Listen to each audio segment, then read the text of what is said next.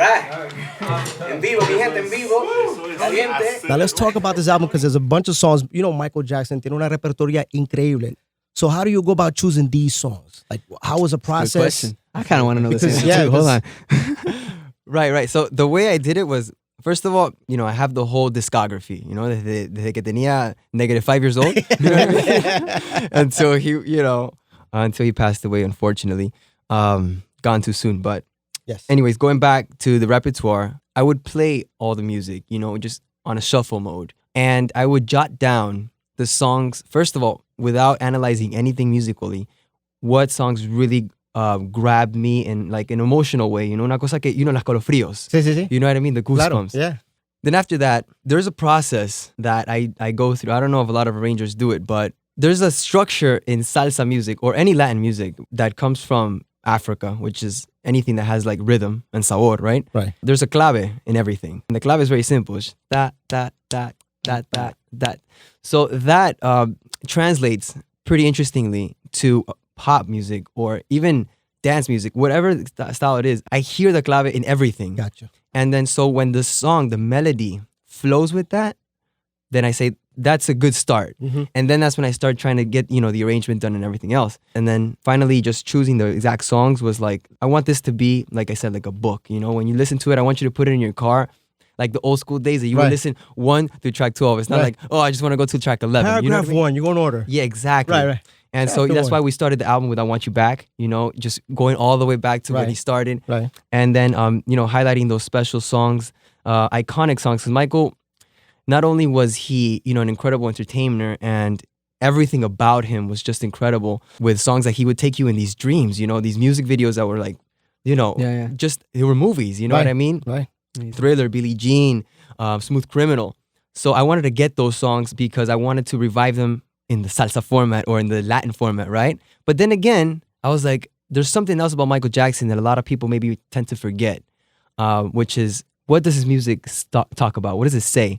So you take songs like Earth Song, Man in the Mirror, They Don't Care About Us. Right. Getting those strong messages, those social positive messages where he really wants people to start changing, you know what I mean?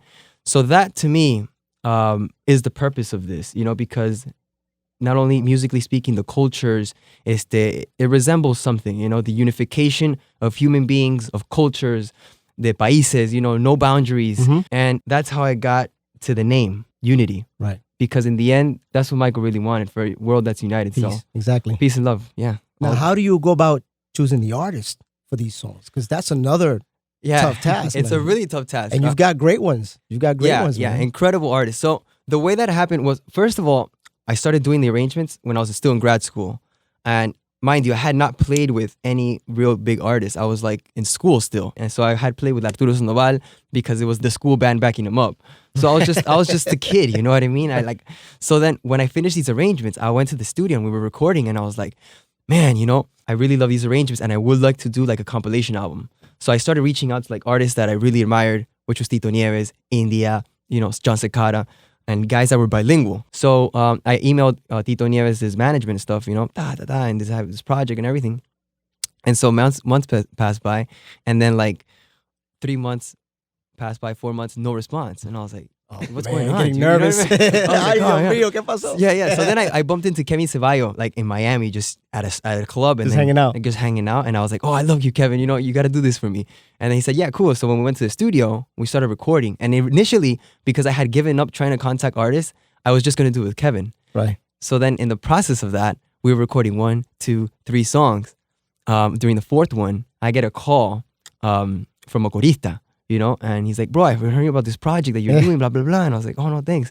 And he was like, you know, mind if I go to the studio to listen to songs? I was like, no, cool. So when he came to the studio and he started listening to it, he was like, dude, you got to get Tito on this. And I was like, dude, I have been trying to get him for a long time.